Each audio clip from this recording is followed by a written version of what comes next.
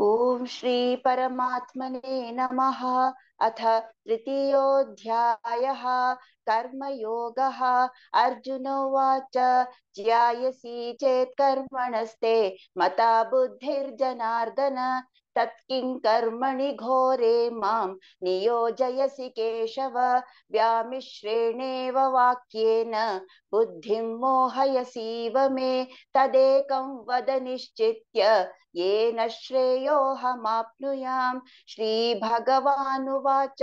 लोकेऽस्मिन् द्विविधा निष्ठा पुरा प्रोक्ता मया नघ। ज्ञानयोगेन साङ्ख्यानां कर्मयोगेन योगिनां न कर्मणां मनारम्भात् नैष्कर्म्यं पुरुषोऽश्नुते न च सन्न्यसनादेव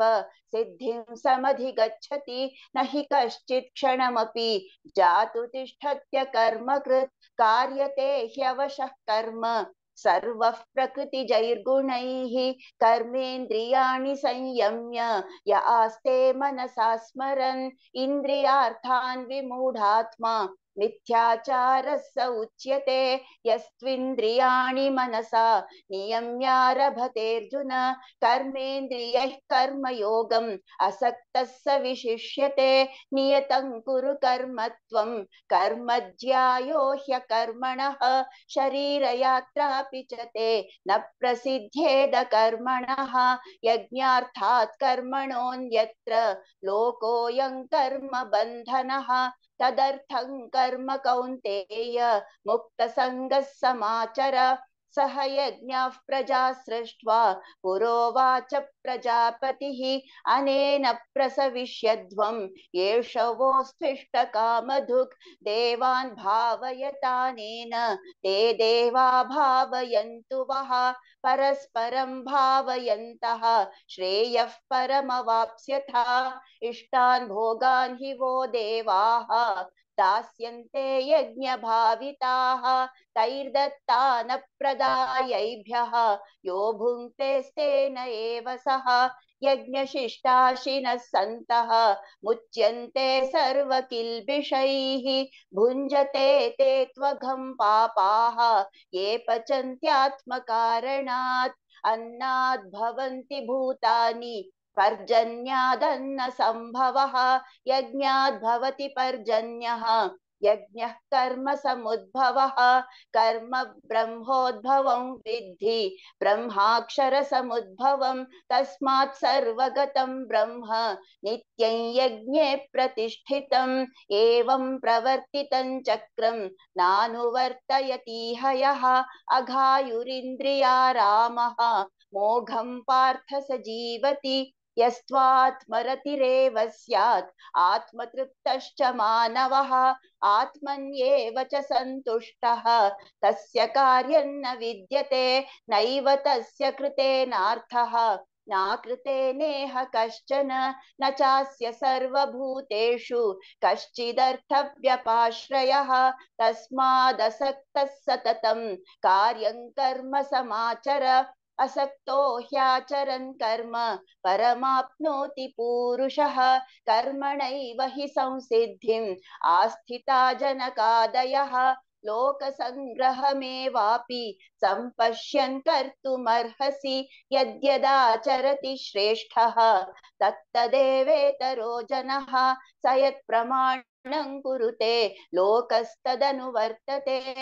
न मे पार्थास्ति कर्तव्यं त्रिषु लोकेषु किञ्चन नानवाप्तमवाप्तव्यं वर्त एव च कर्मणि यदि ह्यहन्न वर्तेयं जातु कर्मण्यतन्द्रितः मम वर्त्मानुवर्तन्ते मनुष्याः पार्थ सर्वशः। उत्सीदेयुरिमे लोकाः न कुर्यां कर्म चेदहं शङ्करस्य च कर्ता स्याम् उपहन्यामि माः प्रजाः। सक्ताः कर्मण्य विद्वांसः यथा कुर्वन्ति भारत कुर्याद् विद्वांस्तथा सक्तः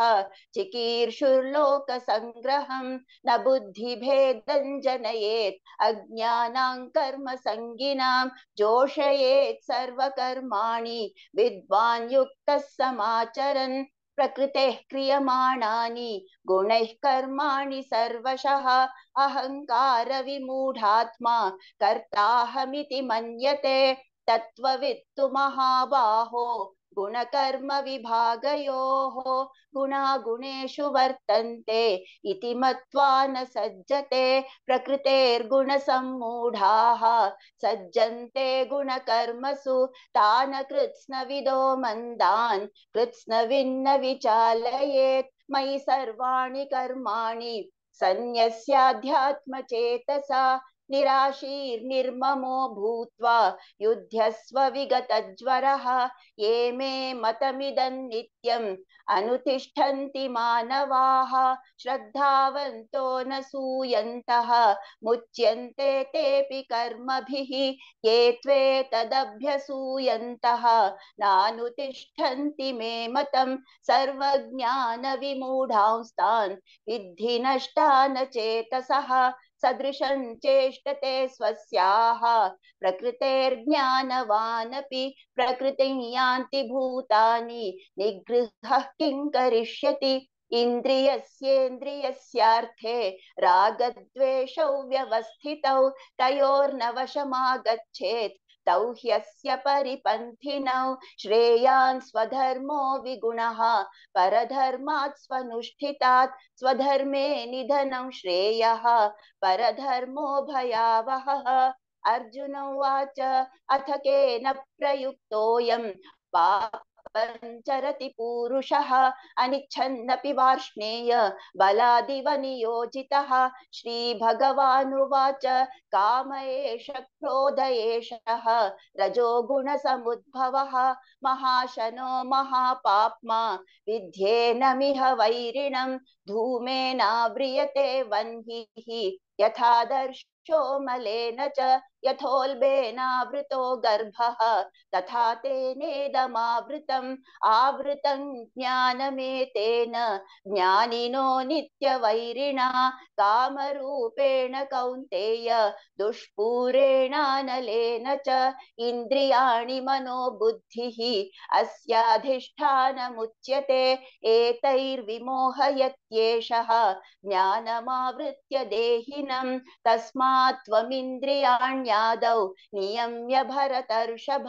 पाप्मानं प्रजहिह्येनं ज्ञानविज्ञाननाशनम् इन्द्रियाणि पराण्याहुः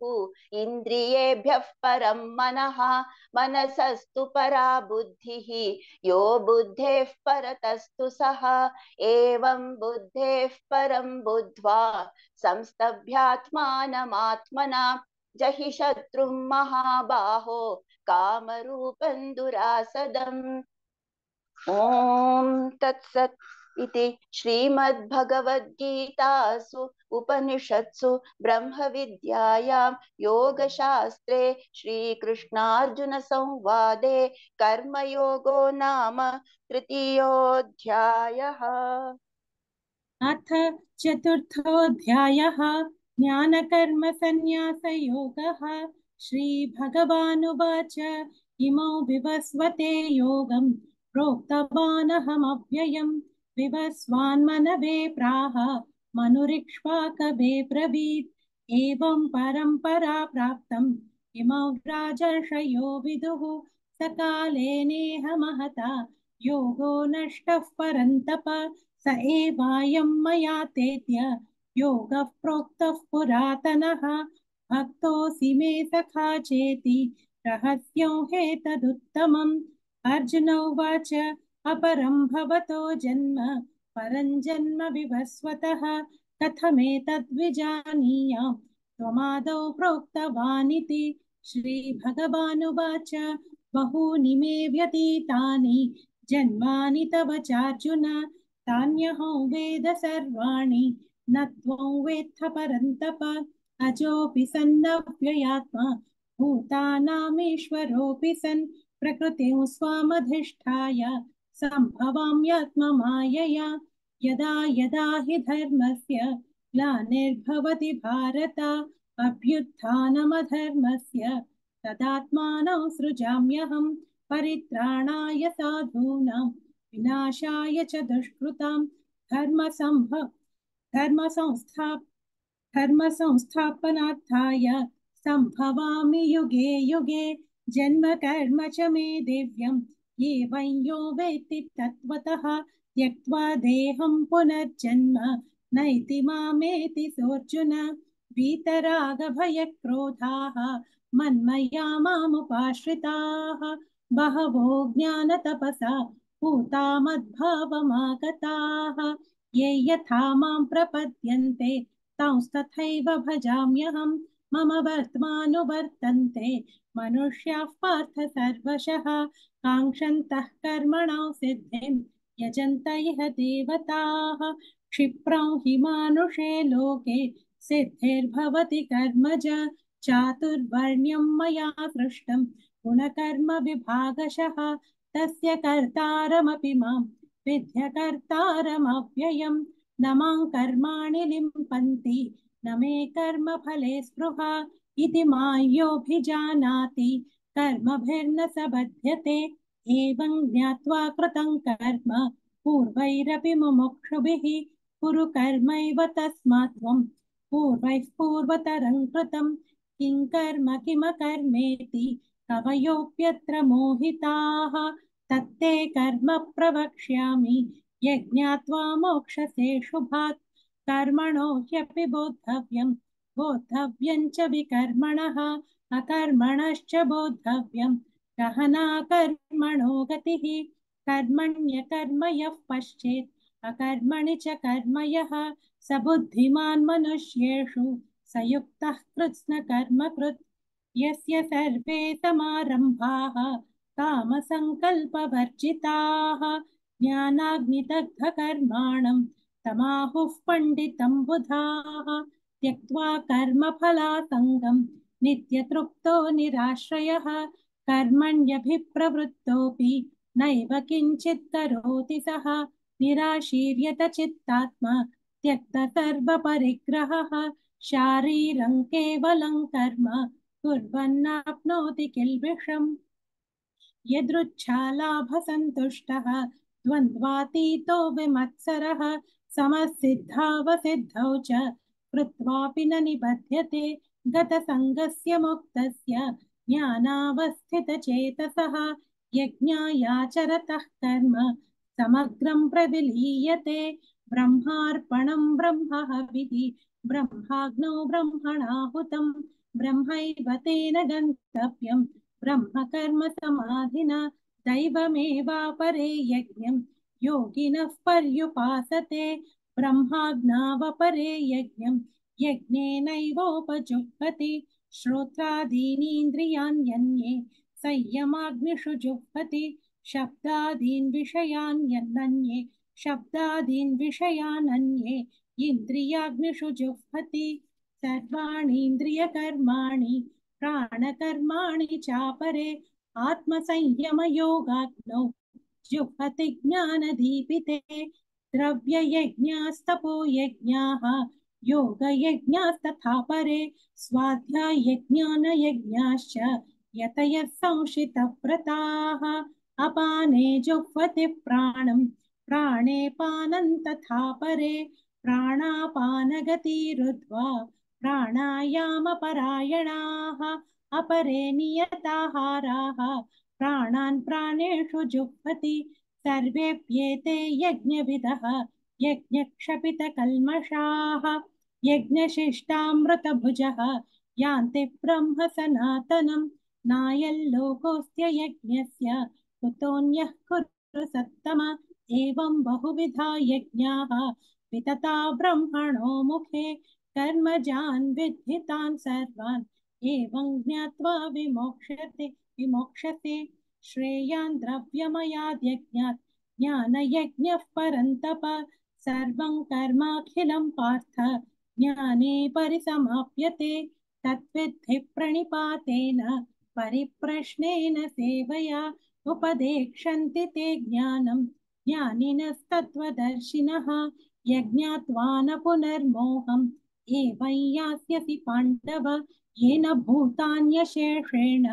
द्रक्ष्यस्यात्मन्यथो मयि अपि चेदसि पापेभ्यः सर्वेभ्यः पापकृत्तमः सर्वं ज्ञानप्लवेनैव वृजिनौ सन्तरिष्यसि यथैधांसि समिद्धोऽग्निः भस्मसात् कुरुतेऽर्जुन ज्ञानाग्निः सर्वकर्माणि भस्मसात् कुरुते तथा न हि ज्ञानेन सदृशं पवित्रमिह विद्यते तत्स्वयं योगसंसिद्धः कालेनात्मनि विन्दति श्रद्धावान् लभते ज्ञानं तत्परः संयतेन्द्रियः ज्ञानं लब्ध्वा परां शान्तिं अचिरेणाधिगच्छति अज्ञश्च श्रद्धनाय लोकोऽस्ति न परः न सुखं संशयात्मनः योगसन्न्यस्तकर्माणं ज्ञानसञ्छिन्न संशयम् आत्मवन्तः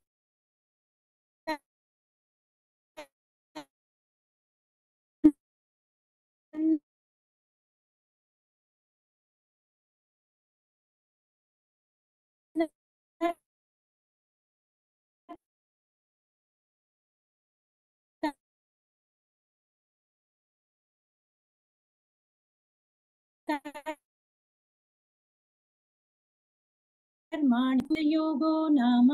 चतुर्थोऽध्यायः अथ पंचमोऽध्यायः कर्मसन्न्यासयोगः अर्जुन उवाच सन्न्यासं कर्मणां कृष्ण पुनर्योगं च संशंससि यच्छ्रेय एतयोरेकं तन्मे ब्रूहि सुनिश्चितम् श्रीभगवानुवाच सन्न्यासः कर्मयोगश्च निःश्रेयसकरावुभौ तयोस्तु कर्मसन्न्यासात् कर्मयोगो विशिष्यते ज्ञेयः स नित्यसन्न्यासी यो न द्वेष्टि न काङ्क्षति निर्द्वन्द्वो हि महाबाहो सुखं बन्धात् प्रमुच्यते सांख्ययोगौ पृथक् बालाः प्रवदन्ति न पण्डिताः एकमप्यास्थितः सम्यक् उभयोर्विन्दते फलम् यत्साङ्ख्यैः प्राप्यते स्थानं तद्योगैरपि गम्यते एकं सांख्यं च योगं च यः पश्यति स पश्यति सन्न्यासस्तु महाबाहो दुःखमाप्तुमयो गतः योगयुक्तो मुनिर्ब्रह्मा न चिरेणाधिगच्छति योगयुक्तो विशुद्धात्मा विजितात्मा जितेन्द्रियः सर्वभूतात्मा भूतात्मा कुर्वन्नपि न लिप्यते नैव किञ्चित् करोमीति युक्तो मन्येत तत्त्ववित् पश्यन् शृण्वन् स्पृशन् जिघ्रन् नश्नन् गच्छन् स्वपन् श्वसन् प्रलपन् विसृजन् गृह्णन् उन्मिषन् निमिषन्नपि इन्द्रियाणि इन्द्रियार्थेषु वर्तन्त इति धारयन् ब्रह्मण्याधाय कर्माणि संगं त्यक्त्वा करोति यः लिप्यते न स पापेन पद्मपत्रमिवाम्भसा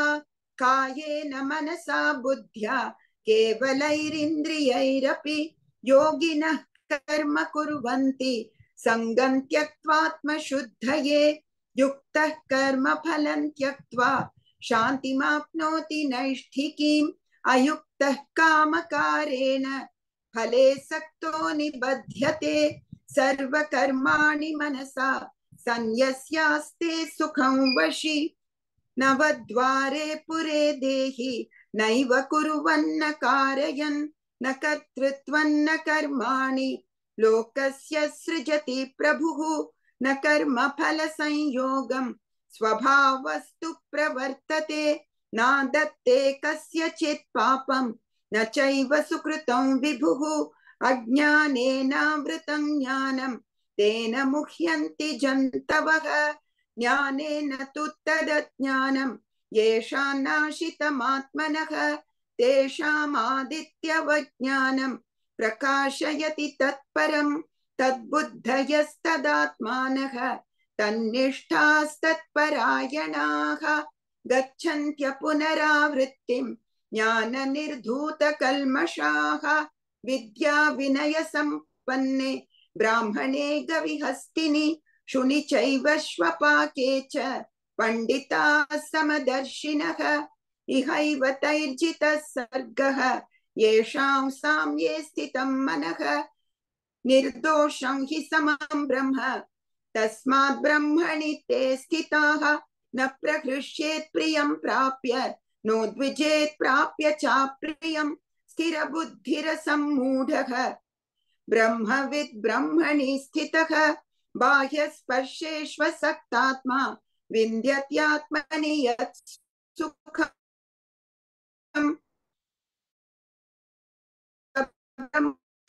सुखमयि संस्पर्शजा भोगाः दुःखयोनय एव ते आद्यन्तवन्तः कौन्तेय न तेषु रमते बुधः शक्नोति हैव यः सोढुं प्राक्शरीरविमोक्षणात् कामक्रोधोद्भवं वेगं स युक्तः स सुखी नरः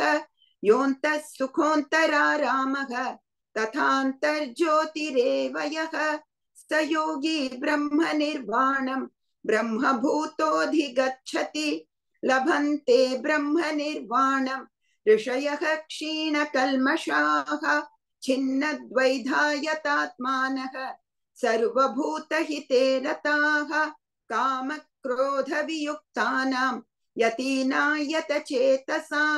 अभितो ब्रह्म निर्वाणं वर्तते विदितात्मनां स्पर्शान् कृत्वा बहिर्बाह्यान् चक्षुश्चैवान्तरे भ्रुवोः प्राणापानौ समौ कृत्वा नासाभ्यन्तरचारिणौ यतेन्द्रियमनो बुद्धिः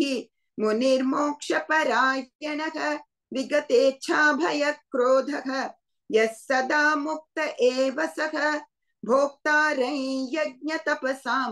सर्वलोकमहेश्वरं सुहृदं सर्वभूतानां ज्ञात्वा मां शान्तिमृच्छति। ॐ तत्सत् इति श्रीमद्भगवद्गीतासु उपनिषत्सु ब्रह्मविद्यायां योगशास्त्रे श्रीकृष्णार्जुनसंवादे कर्मसन्न्यासयोगो नाम पञ्चमोऽध्यायः। हरिः ओम् श्रीगुरुभ्यो नमः। हरिः ओम् श्रीकृष्णार्पणमस्तु। ॐ